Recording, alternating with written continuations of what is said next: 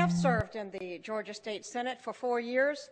One of my greatest pleasures, other than my sonogram bill, was getting the resolution passed to stop the North American Union.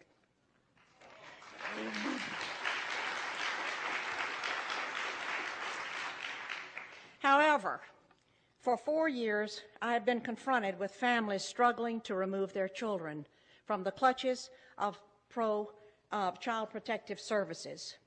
I wrote a scathing report last year on the corruption in Child Protective Services, and an update and copies are out on the table. During the last session of the Georgia General Assembly, I introduced Senate Bill 415 relating to juvenile proceedings, and copies of that bill are attached to the report on the tables. The Bill 415 called for the time allotted for the Department of Human Resources to provide emergency care to a child without a court order to be reduced from 7 days to 72 hours. It required a court order to enter the residence of a parent or guardian to seize a child. It called for family court to be open to the public. Confidentiality and secrecy in family court protects the wrong people. It provided that immunity in the system shall not extend to the seizures of children that are found to be in violation, nor to the administration of medication to a child over the objection of the parent or custodian, and it provided the state from applying for obtaining, receiving, or accepting adoption incentive payments under the Federal Adoption and Safe Families Act of 1997. The Department of Child Protective Services has become a protected empire built on taking children and separating families. This is not to say that there are not those children who do need to be removed from wretched situations and need protection. However, my report is concerned with the children and parents caught up in legal kidnapping. Having worked with probably 300 cases statewide and hundreds across the country, and in nearly every state, I am convinced there is no accountability in Child Protective Services. I have come to several conclusions. 2 or 3 are: 1, that poor parents, not always, but oftentimes, are targeted to lose their children because they do not have the wherewithal to hire an attorney and fight the system.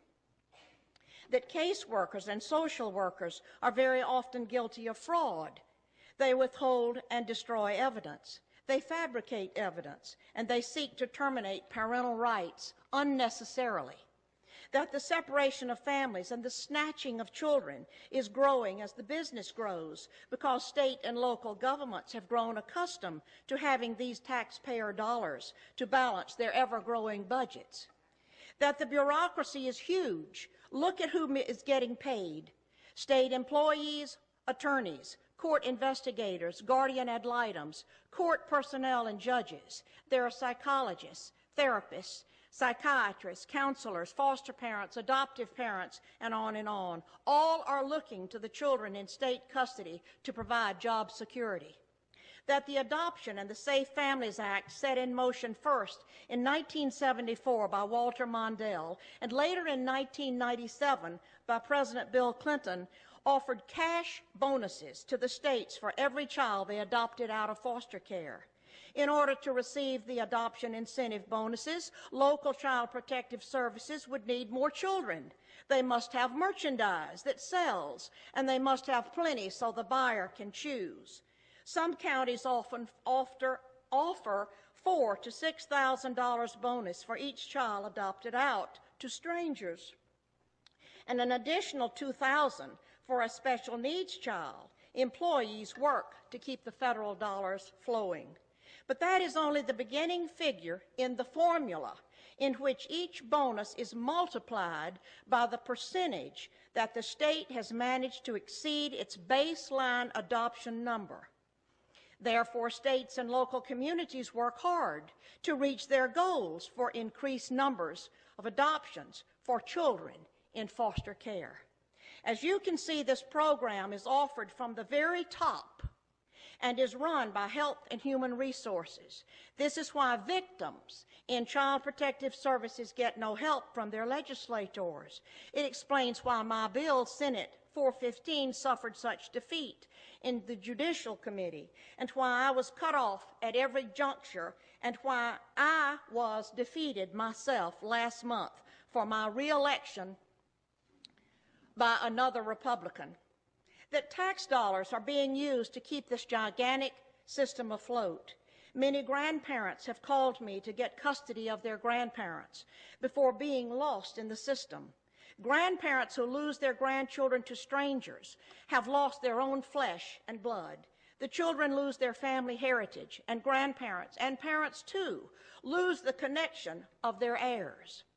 And that the National Center on Child Abuse and Neglect in 1998 reported that 6 times more children died in foster care than in the general public, and that once removed to official safety, these children are far more likely to suffer abuse, including sexual molestation, than in the general population.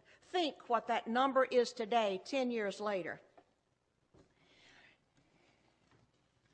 Here are a couple of the recommendations on my list. Call for an independent audit of all state child protective services and for a federal congressional hearing on child protective services.